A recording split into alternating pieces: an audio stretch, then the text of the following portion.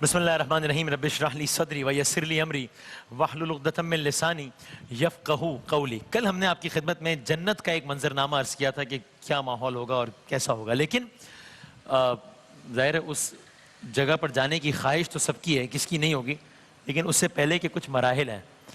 آج آپ کی خدمت میں عرض کرتے ہیں کہ بالکل جنت یا خدا نخواستہ جہنم جس کا بھی جو ٹھکانہ ہے، اس سے بالکل پہلے کا مرحلہ کیا ہے، جس کے بعد یہ سارے مراحل آئیں گے، جس کے بعد ہوں گی جنت کی آسائشیں یا جہنم کا عذاب۔ سورہ واقعہ کی 2 آیات ہیں جو کہ جنت اور جنتیوں اور جہنمیوں کے بارے میں بتاتی ہیں۔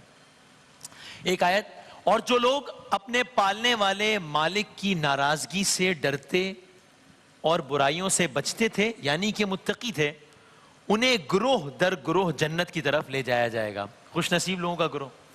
دوسری آیت جہنمیوں کے بارے میں، وہ لوگ جنہوں نے کفر اختیار کیا تھا جہنم کی طرف گروہ در گروہ ہانکے جائیں گے جہنم کی طرف گروہ در۔ اچھا اب ذرا ایک منظر میں سوچتا ہوں اور آپ ذرا میرے ساتھ اس کو صرف ویژولائز کیجئے۔ ہم نے بہت دفعہ بات سنی ہے کہ جناب لوگ ہانکے جا رہے ہوں گے، جنتی جنت کی طرف جا رہے ہوں گے، جہنمی جہنم کی طرف لے جائے جا رہے ہوں گے، لیکن وہ منظر کیا ہوگا؟ ذرا میں سوچتا ہوں، آپ سوچئے ذرا اس منظر میں میرے ساتھ۔ ایک محتاط اندازے کے مطابق آج کی تاریخ میں اس وقت زندہ انسانوں کی تعداد ہے تقریباً 7.5 ارب۔ 7.5 ارب۔ اس کو ذرا فاسٹ فارورڈ کرتے ہیں تو آج سے 100 سال بعد یہ سارے لوگ مر چکے ہوں گے، ظاہر غالب امکان سب مر چکے ہوں گے، تقریباً سب، اور ان کی جگہ نئے لوگ دنیا میں آگے ہوں گے۔ اچھا انسان کی تاریخ کو کم و بیش 10,000 سال ہو چکے ہیں، 10,000 سال۔ اس وقت دنیا میں 7 ارب آدمی ہیں، 100 سال بعد ان میں سے کوئی نہیں ہوگا، تب نئے ارباہا لوگ ہوں گے، اور انسانی تاریخ کو کم از کم ہو گئے 10,000 سال۔ اب آپ ذرا سوچیں ایک لمحے کو، جب ہم کہتے ہیں کہ روزے محشر سب ہاکے جا رہے ہوں گے تو کیا ہیبت ناک ماحول ہوگا کہ حضرت آدم سے لے کر اب تک اور اب سے لے کر قیامت تک کل کتنے انسان ہوں گے؟ یہ کھرب ہا کھرب سب حشر میں اللہ کے سامنے حساب کتاب سے گزر رہے ہوں گے۔ یعنی وہ منظر سوچیں، اور اس کے بعد ان کو جنت یا جہنم میں ڈالا جا رہا ہوگا۔ یعنی میں سوچتا ہوں کوئی ایک جلسہ ہوتا ہے، اب ہم کراچی میں رہنے والے تو ہم کراچی کی ایک بہت بڑی، کراچی میں نشتر پاک میں ایک جلسہ ہو رہا ہے جی، اور وہ کھچا کھچ بھر گیا پورا نشتر پاک، تو ہم کہتے ہیں یار یہ اتنا بڑا جلسہ، ذرا ایک قدم آگے بڑھیں۔ فرض کریں ایک جلسہ ایسا ہو جائے اس شہر میں کہ شہر کا کوئی ایک بھی آدمی اپنے گھر میں نہ ہو، سب کے سب اس جلسے میں ہو، تو کیا عالم ہوگا اس جلسے کا؟ یعنی کیا ماحول ہوگا؟ ذرا آگے بڑھیں، ایک لمحے کو سوچیں ایک جلسہ ایسا ہو جائے کہ جب پورے پاکستان میں ایک بھی آدمی گھر پہ نہ ہو، سب کے سب اس جلسے میں ہو، اس مجمع میں ہو، تو کیا ماحول ہوگا؟ کیا اس کی ہیبت ہوگی؟ اب ایک لمحے کو سوچیں کہ نہیں، ایک ایسا اجتماع ہو رہا ہو کہ جس میں پوری دنیا میں کوئی بھی آدمی اپنے گھر پہ نہ ہو، 7.5 کے 7.5 ارب لوگ ایک میدان میں ہوں، اس کا کیا ماحول ہوگا؟ اب ذرا آپ ایک لمحے کو سوچیں کہ نہیں، یہ 7.5 ارب تو زندہ ہے نا، حضرت آدم سے لے کر، بلکہ ایسا کریں کہ ایک لمحے کو سوچیں کہ 7.5 ارب لوگ تو ابھی ہیں، یہ نہیں، پچھلے 100 سالوں میں جتنے بھی لوگ مر گئے ان سب کو دوبارہ زندہ کیا جائے، وہ سب بھی اس اجتماع میں شامل ہو جائیں۔ اب اس کا منظر سوچیں، اب سوچیں یہ 100 سال نہیں 500 سال کے لوگ جمع ہو جائیں، نہیں 1000 سال کے لوگ جمع ہو جائیں، نہیں 10,000 سال کے لوگ جمع ہو جائیں، 10,000 سال کے لوگ سے لے کے آج تک، اور قیامت کب آنی ہے نہیں پتا، آج سے لے کر قیامت تک یہ ہوگا محشر کا مجمع، اور ایسے میں ہر انسان کے ساتھ ایک فرشتہ ہو اور وہ لوگوں کو ہانک رہا ہو اور جہنم کی طرف لے جا رہا ہو، تو ذرا یہ منظر سوچیں کہ کیا ہوگا۔ میں اپنے لیے کہہ رہا ہوں کہ میں بڑی آسانی سے بات سن لیتا تھا اور گزر جاتے تھے، ہاں بھئی روزے محشر سب جمع کیے جائیں گے، روزے محشر سب جمع کیے جائیں گے کا یہ مطلب ہے کہ یہ عالم ہوگا، اور سورج سوا نیزے پر گرمی، وہ ساری تفصیلات اپنی جگہ پہ۔ اللہ اکبر، اللہم اجرنا من النار۔ تو جنت یا جہنم میں داخلے سے پہلے ایک سفر ہے، اس کے بغیر کوئی معاملہ نہیں ہے، جس سے سب نے گزرنا ہے۔ یہ بھی آپ کی خدمت میں عرض کرتے ہیں کہ اس سفر کے دوران تمام انسانوں کو جہنم کے اوپر بنائے گئے پلے صراط سے گزرنا ہوگا۔ اچھا تمام انسانوں کو، اس میں تفریق نہیں ہے، تمام انسانوں کو یعنی میں نے یہ پوچھا کہ کیا پھر جس کا ٹھکانہ جنت ہے انشاءاللہ تو کیا وہ بھی اس کے اوپر سے گزر رہا ہے؟ مجھے بتائیں ہاں وہ بھی اس کے اوپر سے گزر رہا ہے. تو یہ کیا معاملہ ہے, یہ کیسے؟ یہ آپ کی خدمت میں عرض کرتے ہیں. پولیس رات کے اوپر سے سب نے گزرنا ہے, تو اس کا مطلب یہ طے ہو گیا کہ ہم میں سے ہر کوئی اس سے ریلیٹ کر سکتا ہے, جو یہ ہونا ہے سب کے ساتھ. ہاں اب کس نے کیسے گزرنا ہے یہ ایک سوال ہے. ہاں کیا کہہ رہے ہیں شفیع صاحب کہہ رہے ہیں اب یہ کس طریقے سے درجہ بدرجہ لوگ جائیں. سورہ مریم کی کچھ آیات ہیں جن کا ترجمہ ہے, اور یہ سنیے. اب یہ قرآن کی آیت کا ترجمہ آ گیا تو بات ختم ہو گئی نا. تیرے رب کی قسم. میں نے علماء سے سنا کہ خداوند تعالیٰ جب اپنی قسم کھا لے قرآن میں, اس کو کوئی اپنی سچائی یا اپنی بات کا زور دینے کے لیے قسم کھانے کی ضرورت نہیں ہے, وہ محتاج نہیں ہے قسم کھانے کا.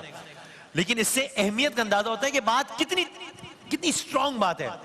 تیرے رب کی قسم ہم ضرور ان سب کو اور ان کے ساتھ شیاطین کو بھی گھیر لائیں گے, نہیں گھیر لائیں گے, پھر اللہ اکبر, پھر جہنم کے گرد لا کر انہیں گھٹنوں کے بل گرا دیں گے. پھر ہر گروہ میں سے اس شخص کو چھانٹ لیں گے جو رحمان کے مقابلے میں زیادہ سرکش بنا ہوا تھا. پھر یہ ہم جانتے ہیں کہ ان میں سے کون سب سے بڑھ کر جہنم میں جھونکا جانے کا مستحق ہے. تم میں سے کوئی ایسا نہیں ہے جو جہنم پر وارد نہ ہو, کوئی ایسا نہیں ہے جو جہنم پر وارد نہ ہو, یعنی جہنم کے اوپر سے گزارا نہ جائے.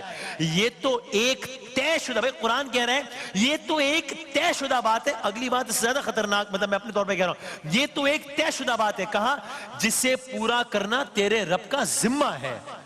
میں اور آپ ہم جیسے گناہگار, میں کہوں یہ میری ذمہ داری ہے, یہ میں I will make sure کہ it happens, یہ ہو جائے گا. یہ اللہ تعالیٰ قرآن مجید میں کہہ رہا ہے کہ یہ طے ہو گیا ہے کہ یہ ہونا ہے, جسے پورا کرنا تیرے رب کا ذمہ ہے. تو بات ہی ختم ہو گئی نا, کہ مطلب بات ہی ختم ہو گئی. ہاں اس آیت کے آخر میں کہا پھر ہم ان لوگوں کو بچا لیں گے جو دنیا میں متقی تھے, اور ظالموں کو اسی میں گرا ہوا چھوڑ دیں گے.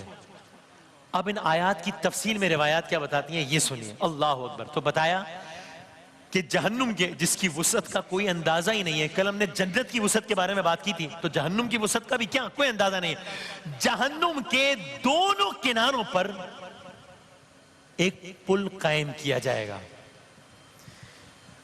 اس پل سے لوگ گزارے جا رہے ہوں گے. اب کیا ہوگا؟ اب جب لوگ اس پل سے گزارے جا رہے ہیں, جو کہ سب نے گزرنا ہے, جو کہ بھی آپ نے سن لیا, تو اب الگ الگ کیٹیگریز ہوں گی. کل ہم نے جنت میں کیٹیگریز سنی تھی لوگوں کی, اب اس پل سے بھی لوگوں کے گزرنے کی کیٹیگری ہے, گزرنا سب نے. ان میں سے کچھ ایسے ہوں گے جو کہ جب گزر رہے ہوں گے تو وہ کاٹ ڈالے جائیں گے, ڈالے جائیں گے.